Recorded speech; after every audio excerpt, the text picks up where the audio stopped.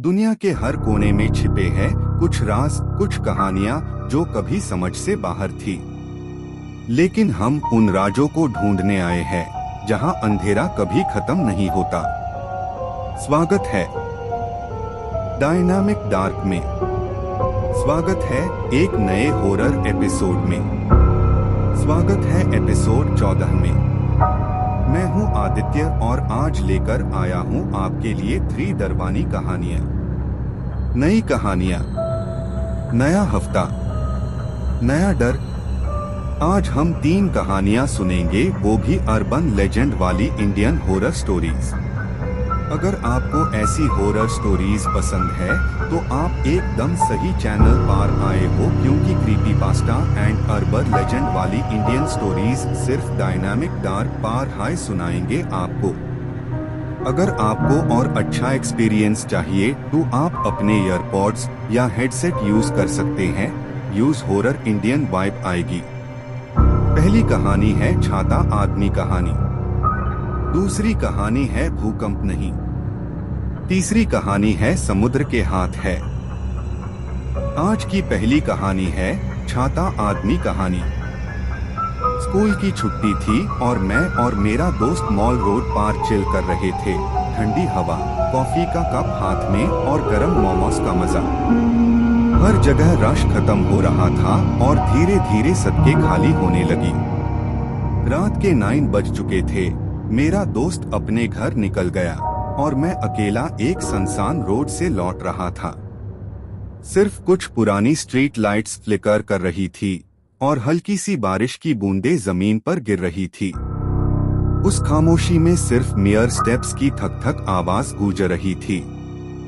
जब मैं एक पुराने बनियन ट्री के पास से गुजरा, अचानक ठंडी हवा का झोंका आया और उसके साथ ही एक अजीब सा खुशबू, जैसे मिट्टी में मिलता हुआ धूप बत्ती का धुआं।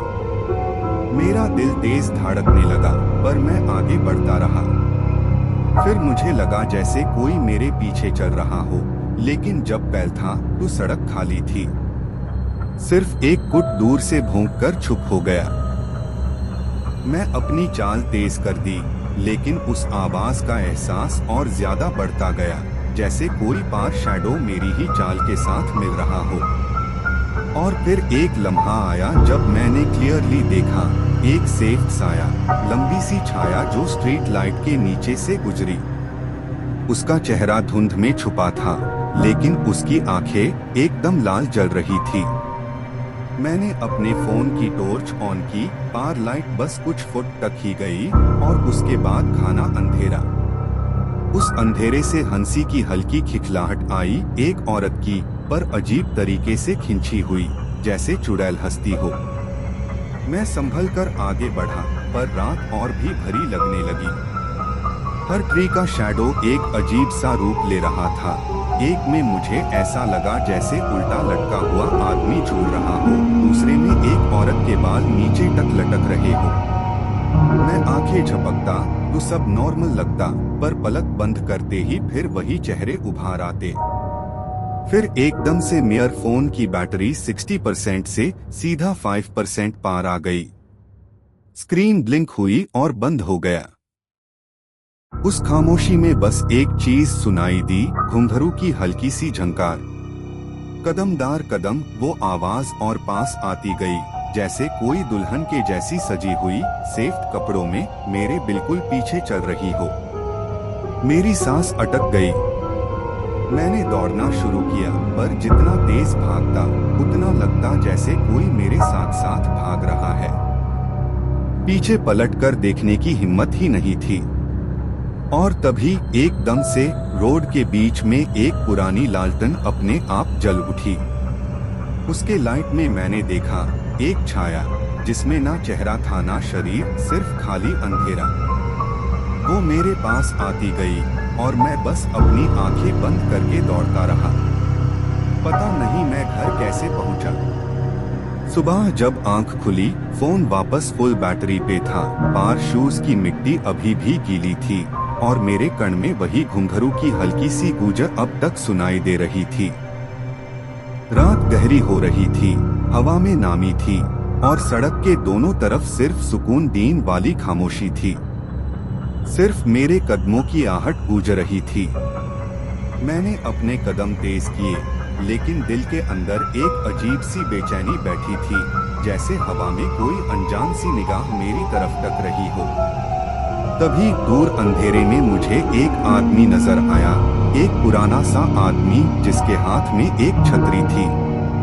उसकी चाल बहुत धीमी थी, लेकिन अजीब बात ये थी कि उस आदमी पर एक भी बूंद नहीं थी, जैसे बारिश उससे छू ही नहीं रही थी। मैंने सोचा शायद मेरी आंखों का धोखा है, तो मैंने अपनी रफ्तार बढ़ाई। धीरे धीरे उसके साथ चलने की कोशिश की। जैसे ही मैं करीब पहुंचा, एक ठंडी हवा का झोंका आया। एक पाल के लिए लगा जैसे उसकी परछाई लंबे लंबे कदम भर रही हो, पर उसके पैर जमीन को छू भी नहीं रहे थे। मेरा गाला सूख गया। मैंने जोर से अपने पैर पटकाए ताकि खुद को यकीन दिलाऊं कि सब नॉर्मल है। लेकिन जहां से भी मैं गुजरता, खामोशी और गहरी होती जाती थी। हवा रुक सी गई थी और उस आदमी का आखिर मेरे सामने बराबर चलने लगता। मैं डर के बावजूद उससे घूरता रहा। उसका चेहरा कभी साफ नजर आता ही नहीं था, सिर्फ छतरी के नीचे अंधेरा था। बस एक पाल के लिए लगा जैसे उसने अपना सर उठाया, और उसकी आंखें खाली, खोखले, अंधेरे गड्ढों की तरह थी, जैसे उनमें सिर्फ शून्य भरा हो। मेरी सांसें तेज होने लगी। दिल इतनी जोर से धड़क रहा था जैसे कभी सीने से बाहर आ जाएगा। पर पैर रुकते ही नहीं थे। मैं चलता ही गया और हर कदम के साथ लगता जैसे वो आदमी और करीब आ रहा है। मेन डोर जाने की कोशिश करता, लेकिन सड़क बार बार वही मोड़, वही जगह लौटा देती थी, जैसे मैं एक चक्रव्यूह में फंस गया हूँ। फिर अचानक एक स्ट्रीट लाइट के नीचे मैं उसके साथ आ खड़ा हुआ। उस वक्त लगा अब सब समझ आएगा, लेकिन रोशनी में आते ही वो पुराना आदमी एक पाल में गायब हो गया। मेरे सामने सिर्फ एक पुरानी छतरी जमीन पर पड़ी थी, और अजीब बात ये कि वो गीली नहीं थी, बिल्कुल सूखी थी।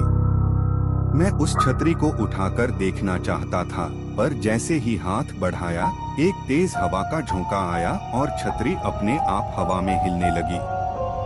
उसके दांदे से एक छोटी सी घंटी लटकी थी, जो बिना रुके बजती ही जा रही थी। मेरी हिम्मत टूट गई। मैंने पीछे मुड़कर दौड़ लगाई, लेकिन जितना भागता उतना लगता जैसे वो आवाज मेरे पीछे चल रही हो। जब तक मैं घर तक नहीं पहुंचा, उस घंटी की गूंज मेरे कान में घूमती रही। उस रात मुझे पहली बार समझ आया कि शायद मैं अकेला नहीं चल रहा था। जैसे ही मैंने हेलो कहा, वो मुड़ के देखा। उम्र लगभग 60 से 65 साल, लेकिन आंखों में अजीब सा अंधेरा था। मैंने तेज चलना शुरू किया, पर लग रहा था मैं कभी उससे नहीं पकड़ पाऊंगा। वो बस वहां खड़ा था, बिना कुछ बोले। रात का अंधेरा और हल्की हवा, जैसे कोई पुरानी कहानी का साया मेरे आसपास घूम रहा हो। मैंने अपनी सांसें तेज कर दी, पर जैसे जैसे मैं आगे बढ़ा, उसके कदम मेरे कदम के साथ साथ बढ़ने लगे। मुझे याद आया, मेरे दादाजी ने बचपन में एक कहानी बताई थी। गांव के उस कोने में एक पुरानी हवेली के पास रात के 12 बजे एक अजीब औरत या बुढ़ा इंसान दिखाई देता है, जो लोगों को पीछा करता है और फिर वो कभी वापस नहीं जाता। मैंने थोड़ा पीछे देखा, पर वहाँ सिर्फ अंधेरा था और हल्की हंसी की आवाज जैसे हवा के साथ मिल रही हो। मेरा दिल तेज धड़कने लगा और हर कदम पर लग रहा था कि ये सिर्फ शुरुआत है। मैंने अपने आसपास देखा, पर सड़क खाली थी, बस एक पुराना पेड़ जिसमें से हल्की सी चीख सुनाई दे रही थी। लगता था पेड़ भी कोई राज छुपा रहा हो। हर कदम पर मुझे लगे जैसे कोई मेरे पीछे हो, पर जैसे ही मैं मुड़ता, कुछ नहीं था, सिर्फ अंधेरा और ठंडी हवा। फिर एक डैम से मैंने अपनी आंखों के कोने से देखा। वो इंसान पीछे नहीं था, लेकिन उसकी परछाई मेरे साथ चल रही थी, जैसे खुद हवा ने उसका साया मेरे साथ जोड़ दिया हो। मैंने तेज चलना शुरू किया, पर जैसे ही मैं दौड़ता, साये का कदम भी तेज हो जाता। दिल धड़क रहा था, सांसें रुक रही थी और हर पाल लग रहा था कि ये रात कभी खत्म नहीं होगी। अचानक एक पुरानी हवेली का दरवाजा खुला और हल्की से रोशनी अंदर से आ रही थी, पर अंदर जाने का हौसला नहीं हो रहा था। मैंने पीछे देखा, पर वहाँ कुछ नहीं था, बस हल्की हंसी और एक ठंडी हवा का झोंका। फिर एक अजीब सी खुशबू पुरानी मिट्टी और किसी पुराने फूल की मेरे नसीब के साथ घुल गई, जैसे हवेली के अंदर से आती हो। मुझे लगा कोई पुरानी कहानी याद आ रही है, जैसे कोई रूह मेरे आसपास घूम रही हो और मैं जितना भी भागूं वो पीछे ही पीछे। हर कदम पर एक नई अजीब आवाज हल्की से दरबानी स्वर के साथ मेरे कान में गूंज रही थी। मुझे समझ नहीं आ रहा था क्या ये असली है या मेरा दिमाग मुझे धोखा दे रहा है। और तभी एक हल्की सी रोशनी ने हवेली के अंदर से मेरी तरफ देखा, जैसे कोई मुझे बुला रहा हो, पर मैं जानता था अगर मैं उस तरफ गया तो वापस लौटना मुश्किल होगा। मैंने अपनी रफ्तार और तेज कर दी, पर हर कदम पर लग रहा था कि ये रात मेरी कभी खत्म ना होने वाली कहानी बनने वाली है। जैसे ही मैं गली में एंटर हुआ, रास्ते के शैडोई कॉर्नर्स में कुछ हिल रहा था। अजीब आवाज़ें आ रही थी, जैसे कोई मुझे बुला रही हो। मिस्ट और फॉग धीरे धीरे ग्राउंड से उठ रहा था। हवा में फेंट विस्पर्स गूंज रही थी। हर कदम के साथ लग रहा था जैसे राज मेरे आसपास छुपकर मुझे देख रहा हो। मैं तेज कदम बढ़ता हूँ, पर हर कॉर्नर पार कुछ और अजीब सा दिखाई देता। एक पेड़ के पीछे से हल्की सी रोशनी फ्लिकर हो रही थी, जैसे किसी पुरानी हवेली के अंदर से आ रही हो। हर साउंड मेरे दिल को तेज धड़कने पर मजबूर कर रहा था। कभी हल्की सी हंसी, कभी दूर से आती हुई फुटस्टेप एकोस। मुझे याद आया बचपन में दादाजी ने बताया था कि इस गली के आसपास एक पुरानी कहानी छुपी है। रात के 12 बजे कुछ अजीब औरत या बुढ़ा इंसान दिखाई देता है जो लोगों को पीछा करता है और फिर वो कभी वापस नहीं जाता। हर कदम पर हवा का झोंका, एक अजीब सा साया और हल्की सी खुशबू पुरानी मिट्टी और सदी हुई लकड़ी मेरे सेंसेस को कंफ्यूज कर रही थी। लग रहा था जैसे रास्ते के साए और फॉग का अपना ही जिंदगी हो जो मुझे अपने अंदर खींचने की कोशिश कर रहा हो। मैंने पीछे देखा, पर वहाँ कुछ नहीं था, सिर्फ शैडोज और हल्की दरवानी विस्पर्स। फिर एक कॉर्नर के पास से हल्की सी रोशनी फ्लिकर हुई और जैसे ही मैंने देखा कुछ हिलकर वैनिश हो गया। हर कदम पार सस्पेंस बढ़ रहा था, जैसे रात खुद जीवित हो गई हो और मैं बस एक मुसाफिर जो अपनी कहानी के बीच में फंसा हो। मुझे लगता था कि अगर मैं रुक गया तो ये रात कभी खत्म नहीं होगी। और जैसे ही मैं आगे बढ़ता, मिस्ट और शैडोज मुझे और घेरने लगते और विस्पर्स मेरे कान में गूंजने लगती, जैसे कोई मुझे आखिरी बार देख रहा हो। फिर एक हल्की सी खुशबू पुरानी मिट्टी और किसी पुराने फूल की मेरे नसीब के साथ घुल गई, जैसे हवेली के अंदर से आती हो। मैंने तेज चलना शुरू किया, पर जैसे ही मैं दौड़ता, साये का कदम भी तेज हो जाता। दिल तेज धड़क रहा था, सांसें रुक रही थी और हर पाल लग रहा था कि ये रात कभी खत्म नहीं होगी। अचानक पुरानी हवेली का दरवाजा खुला और हल्की रोशनी अंदर से आ रही थी, पर अंदर जाने का हौसला नहीं हो रहा था। मैंने पीछे देखा, पर वहाँ कुछ नहीं था, बस हल्की हंसी और ठंडी हवा का झोंका। हर कदम पर एक नई अजीब आवाज हल्की से दरबानी स्वर के साथ मेरे कान में गूंज रही थी। मुझे समझ नहीं आ रहा था क्या ये असली है या मेरा दिमाग मुझे धोखा दे रहा है। और तभी एक हल्की सी रोशनी ने हवेली के अंदर से मेरी तरफ देखा, जैसे कोई मुझे बुला रहा हो, पर मैं जानता था अगर मैं उस तरफ गया तो वापस लौटना मुश्किल होगा। मैंने अपनी रफ्तार और तेज कर दी, पर हर कदम पर लग रहा था कि ये रात मेरी कभी खत्म ना होने वाली कहानी बनने वाली है। फिर मैंने देखा, आदमी सिर्फ चल नहीं रहा था, उसके पीछे लंबी उंगलियां, खुली आंखें और चुड़ैल जैसी पोस्चर्स वेल साए मेरे तरफ देख रहे थे। अम्ब्रेला हल्की सी टिल्ट हो रहा था, रेनड्रॉप्स पडल्स में गिर रहे थे और कैमरा का स्लो पैन सस्पेंस को एम्पलीफाई कर रहा था। हर कदम पर लग रहा था जैसे साए मेरे आसपास घुस रहे हैं और उनकी हवा का थोड़ा सा सांस भी मेरे चेहरे पर बैठ रहा हो। मुझे डर लग रहा था, पर जैसे ही मैं रुकता, साए और ज्यादा गहरे और बड़े हो जाते। पानी में रिफ्लेक्शंस मुझे कंफ्यूज कर रहे थे। क्या ये असली था या मेरा दिमाग मुझे धोखा दे रहा था? हर पडल में चुड़ैल जैसी पोस्चर्स वाली शैडो का आईना दिख रहा था और जैसे ही मैं दौड़ता, वो रिफ्लेक्शंस मेरे साथ मूव कर रही थी। हवा तेज हो गई, अम्ब्रेला का फैब्रिक हल्की सी हिल रहा था और पट्टे, डेब्री और रेन ड्रॉप्स स्लो मोशन में गिर रहे थे। सस्पेंस और बढ़ गया। मुझे लग रहा था जैसे रात खुद जीवित हो गई हो और मैं बस एक मुसाफिर जो अपनी कहानी के बीच में फंसा हो। साए मेरे कदम के साथ साथ बढ़ रहे थे, उनकी लंबी उंगलियां, खुली आंखें और ट्विस्टेड पोस्चर्स मुझे देख रही थी। मुझे समझ नहीं आ रहा था, क्या मैं रियलिटी में हूँ या ये एक पूरी पैरानॉर्मल इल्यूजन है। मेरे आसपास रेनड्रॉप्स का साउंड और soft echoing whispers horror vibe को और गहरा कर रहे थे। फिर एक अजीब सा लाइट फ्लिकर हुआ, जैसे कोई सुपरनैचुरल प्रेजेंस मुझे बुला रही हो। मैंने पीछे देखा, पर वहां सिर्फ शैडोज और हल्की मिस्ट थी। फिर भी उनकी आंखें और उंगलियां मुझे फॉलो कर रही थी। मैंने तेज चलना शुरू किया, पर जैसे ही मैं दौड़ता, साए भी तेज हो जाते। अम्ब्रेला और रेन ड्रॉप्स का रिदम सस्पेंस और एम्पलीफाई कर रहा था। दिल तेज धड़क रहा था, सांसें रुक रही थी और हर पाल लग रहा था कि ये रात कभी खत्म नहीं होगी। रेन ड्रॉप्स के हर स्प्लैश के साथ साए थोड़ा और डिस्टॉर्टेड होते जा रहे थे और रिफ्लेक्शंस में लंबी उंगलियों का और हॉरर पोज का इल्यूजन दिख रहा था।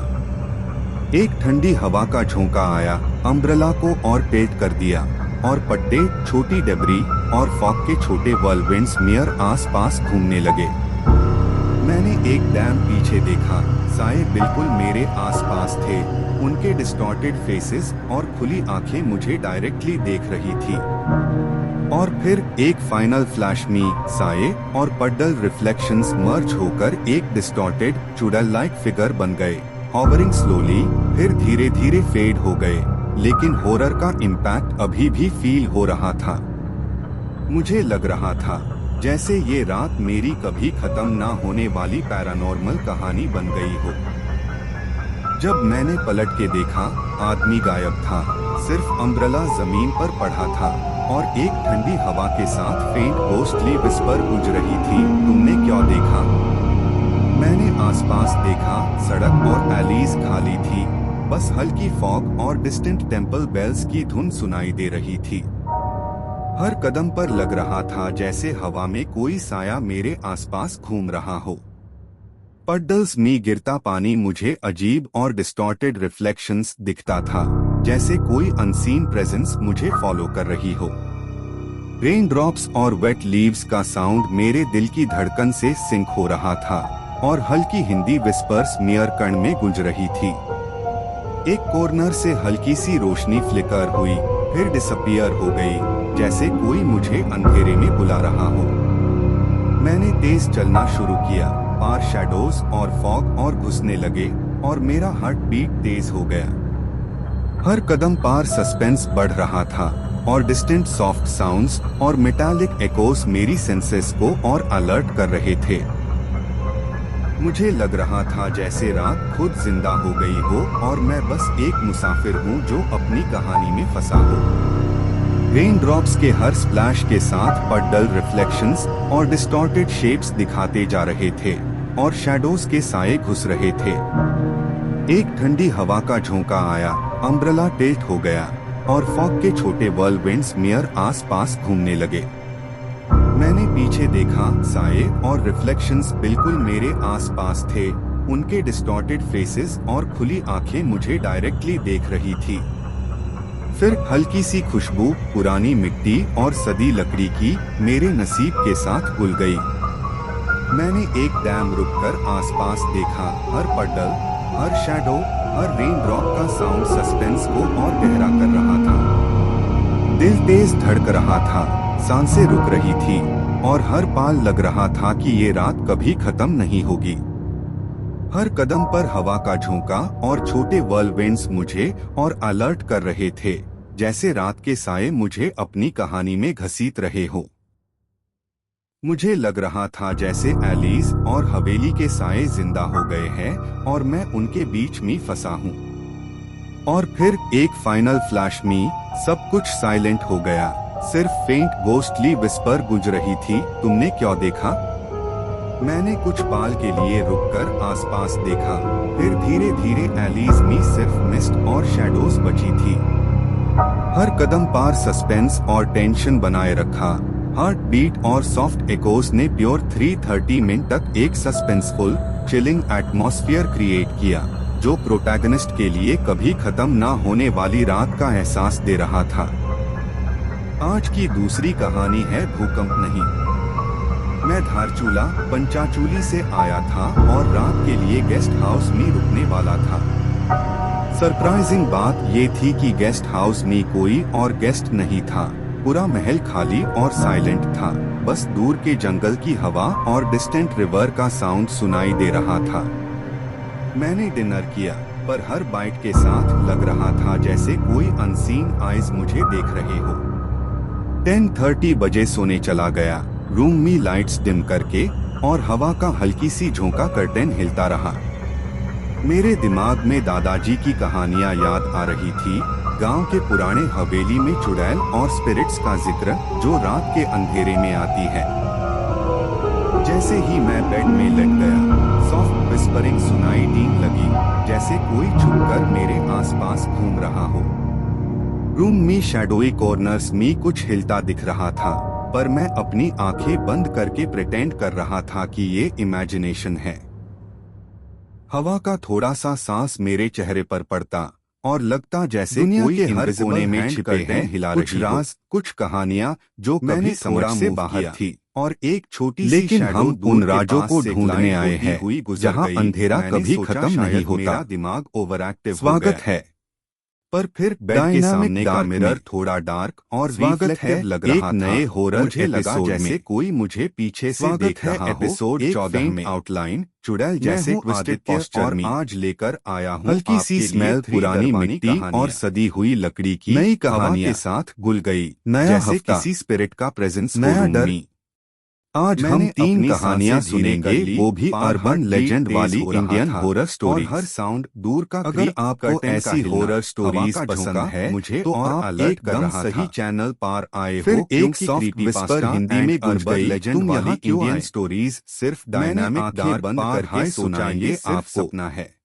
अगर आपको और अच्छा एक्सपीरियंस चाहिए इंटरवल में लगता है जैसे शैडो या हेडसेट यूज कर सकते हैं। यूज हॉरर इंडियन वाइब आ रहे थे। फ्लोर में पहली कहानी है कोई फुटस्टेप्स सुनाई दे रही थी। दूसरी कहानी है बेड के सामने का शैंडलियर हल्की। तीसरी कहानी है समुद्र के हाथ किसी वाइंड के, और रूम का टेम्परेचर पहली कहानी है जैसे कोई अनसीन प्रेजेंस हो। मुझे लगता था जैसे रात खुद जिंदा हो गई हो और मेन गेस्ट हाउस में सिर्फ एक मुसाफिर हूँ जो अपनी कहानी में फंसा हो। हर पाल सस्पेंस बढ़ रहा था। सॉफ्ट विस्पर्स, शैडोई मूवमेंट्स और पुरानी कहानियों का फील रूम में घुल गया। और जैसे हाई 3:30 का मार्क आया, मुझे लगा जैसे किसी ने रूम में खड़ा होके मुझे साइलेंटली देख लिया हो और सिर्फ सॉफ्ट इकोइंग विस्पर्स और हवा का झोंका बचा था। एक perfect chilling Indian urban legend का सेटअप। अचानक मुझे बेड हिलता हुआ महसूस हुआ। धीरे धीरे ये हिलना तेज हो गया, जैसे कोई अनसीन फोर्स नियर आसपास हो। मैंने ट्यूरेंट बेड से उछल के स्लिपर्स पहनकर भागने की सोची, क्योंकि मुझे लगा अर्थक्वेक हो रहा है। पार रूम में पूरी साइलेंस थी। सिर्फ हवा का हल्की झोंका और डिस्टेंट रिवर का साउंड सुनाई दे रहा था। शैडोई कॉर्नर्स में कुछ हिलता दिख रहा था और कर्टेन हल्की सी स्वे कर रहा था, जैसे कोई इनविजिबल हैंड यूज हिला रही हो। बेड के सामने के मिरर में एक फेंट आउटलाइन दिखी, चुड़ैल जैसे ट्विस्टेड पोस्चर में, हॉलो आइज के साथ, पर जैसे ही मैंने फोकस किया वो वैनिश हो गई। सॉफ्ट हिंदी विस्पर्स गूंजने लगे, तुम क्यों जा रहे हो? बेड का मैट्रेस फिर से हल्की से मूव हुआ और रूम का टेम्परेचर ड्रॉप हो गया। हार्ट बीट तेज हो रहा था, सांसें रुक सी गई। हर कदम पर लगता जैसे शैडोमियर कदम के साथ मूव कर रही हो और सॉफ्ट इकोइंग फुटस्टेप्स रूम में घूम रहे थे।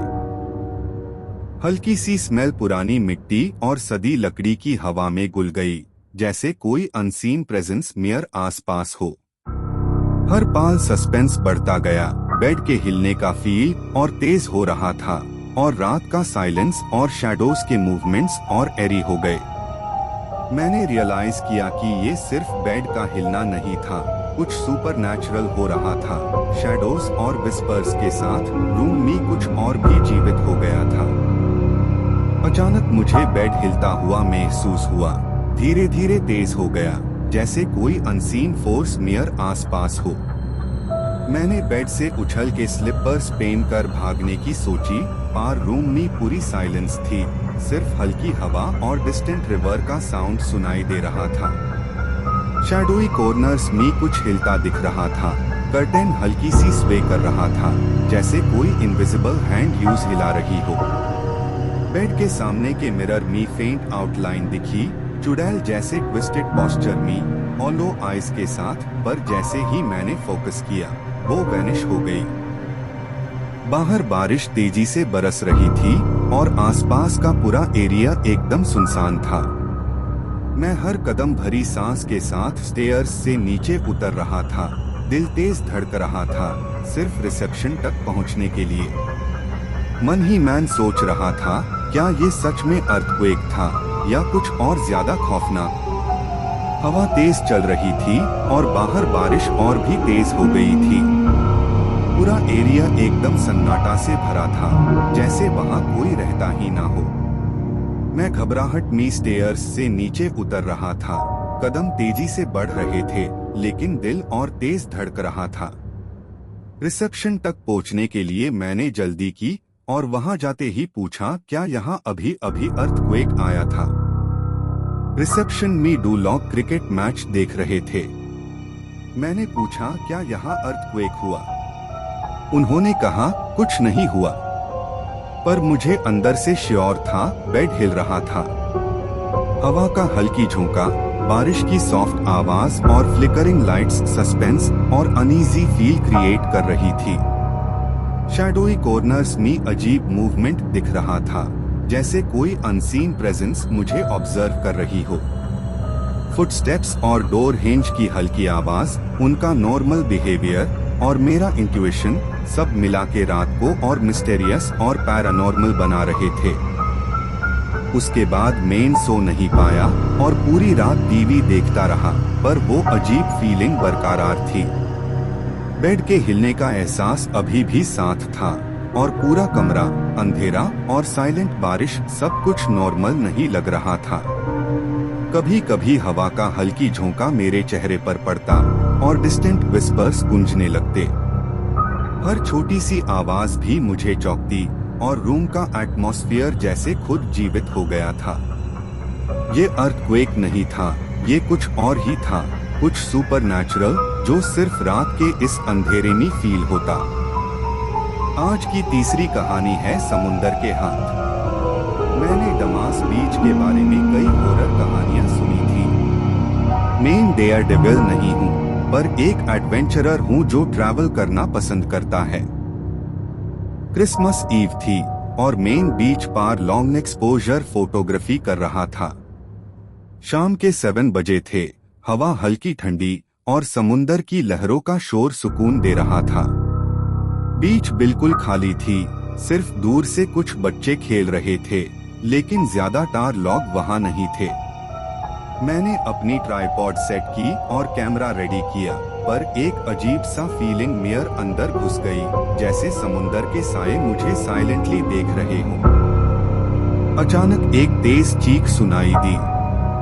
मैंने देखा कि कुछ बच्चे समुंदर में खेल रहे थे, पर ज्यादातर बीच से चले गए थे। मेरा दिल तेज धड़कने लगा। हवा में हल्की सी ठंडी सरसराहट थी और लहरों की आवाज और तेज लग रही थी। मैंने पानी में जाकर देखा कि कोई मुसीबत में तो नहीं है। पानी थोड़ा गहरा था और जैसे ही मैं आगे बढ़ा, मुझे ऐसा लगा कि पानी के अंदर कुछ अनसीन प्रेजेंस मेरे साथ मूव कर रही है। हर कदम पार वेव्स मेरे पैरों को घसीट रही थी और दूर से हल्की लाफ्टर या विस्पर सुनाई दे रही थी, जैसे समुंदर खुद किसी पुरानी कहानी को मुझे बताना चाहता हो। जैसे ही मैं पानी में गया, एक बच्चे की चीख और भी जोर से सुनाई दी। मैं थोड़ा और गहरा पानी में गया और स्विमिंग शुरू किया, पर अचानक मेरे पीछे से किसी ने मुझे धक्का दिया। पानी में गिरते ही एक अजीब डर ने मुझे घेरा, जैसे इनविजिबल हाथ मेरे पीछे थे। हर ब्रेथ में कोल्ड वाटर मेरे लंग्स में जा रहा था और आंखों के सामने शैडोज और डिस्टॉर्टेड शेप्स घूम रहे थे। मैंने सोचा मैं स्विमिंग जानता हूँ, पर आसपास कुछ अलग ही था, जैसे कोई पैरानॉर्मल फोर्स मुझे रोक रही हो। समुंदर की लहरों की आवाज तेज और डिस्टॉर्टेड हो गई और फेंट विस्पर्स गूंजने लगे। मेरे दिल की धड़कन तेज हो गई और लग रहा था जैसे समुंदर खुद जीवित होकर मुझे शोर तक वापस नहीं जाने दे रहा हो। मैं स्ट्रगल करते हुए बीच की तरफ स्विम कर रहा था। पानी में हर कदम के साथ कुछ अजीब शैडोज मूव कर रहे थे, जैसे कोई अनसीन प्रेजेंस मेरे आसपास हो। क्राइंग और विस्पर्स और तेज और डिस्टॉर्टेड हो गई थी। पानी के रिफ्लेक्शंस में चुड़ैल जैसे ट्विस्टेड शेप्स और हॉलो आइज दिख रहे थे। हर स्प्लैश और रिपल मेरे आसपास हॉरर का फील एम्पलीफाई कर रहा था और मैं समझ नहीं पा रहा था कि ये रियल है या कोई पैरानॉर्मल इल्यूजन। हर पल सस्पेंस और डर बढ़ता जा रहा था और रात का अंधेरा और भी थ्रेटनिंग लग रहा था। मैं स्ट्रगल करते करते शोर तक पहुंचा और धीरे धीरे रियलाइज किया कि मैं कितनी दूर तक स्विम कर चुका हूँ। बीच अब भी खाली लग रहा था, पर समुंदर और सराउंडिंग शैडोज अब भी अलाइव लग रहे थे। हर वेव के साथ पानी के अंदर कुछ अजीब सा मूवमेंट हो रहा था, जैसे इनविजिबल हैंड्स मुझे पकड़ना चाह रहे हो। क्राइंग और विस्पर्स अब सिर्फ बच्चों की नहीं, पुरानी स्पिरिट्स की लग रही थी, जो मेरे हर कदम को रोकना चाहती थी। हवा में एक ठंडी और भयानक सी खुशबू थी और हर बार जब मैं ब्रेथ लेने के लिए ऊपर आता, लगता जैसे कोई मेरे सर के पास से सांस खींच रहा हो। हार्ट तेज धड़क रहा था, पर मैं पैनिक नहीं कर रहा था, बस हर मोमेंट सरवाइव करने की कोशिश कर रहा था। मैं बीच पार स्टैंड करके डीप ब्रेथ ले रहा था। हार्ट अभी भी तेज धड़क रहा था। पानी और शैडोज अब डिसअपियर हो गए थे, पर हवा में अब भी एक अजीब सी ठंडक और साइलेंट टेंशन फील हो रही थी, जैसे कुछ इनविजिबल आइज मुझे देख रहे हो। सैंड के ऊपर फुटप्रिंट्स नहीं दिख रहे थे, पर हर जगह एक सटल गोस्टली शिमर था। मैं जानता था ये कोई नॉर्मल इंसिडेंट या अर्थक्वेक नहीं था, ये कुछ और ही था। कुछ अनसीन, कुछ पैरानॉर्मल, जो सिर्फ क्रिसमस ईव पार वहां अपीयर करती है। और अभी भी मुझे फील हो रही थी कि ये सिर्फ शुरुआत थी। ये था end of episode 14 of dynamic dark. अगर आपको ये डरावनी कहानियां पसंद आई हो तो सब्सक्राइब करें, लाइक करें और शेयर करें अपने दोस्तों और अपने परिवार वालों के साथ भी। तब तक के लिए डरावनी कहानियां सुनते रहिए, क्योंकि हम जल्दी वापस लौटेंगे एपिसोड 15 के साथ। नए डर, नए अंधेरे और नए राज लेकर नई 3 कहानियों के साथ डायनामिक डार्क के परिवार का एक खास हिस्सा बनिए।